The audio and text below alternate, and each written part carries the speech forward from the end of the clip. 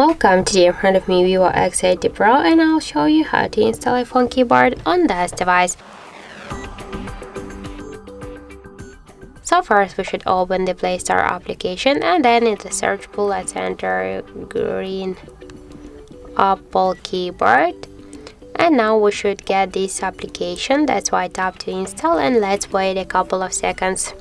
After that, just tap here to open and click enable in settings. Then you'll see here the green Apple keyboard switcher. Just tap here once, tap to OK, again tap to OK, and after that just go back, then click to the switch input method and switch your currently keyboard to the green Apple keyboard. Now just let's turn off the ads, and here we can see that the process is finished. And let's go, for example, here into the app search to see the new look of our device keyboard, and we can see that this keyboard is also close to the iPhone one as all of these emojis.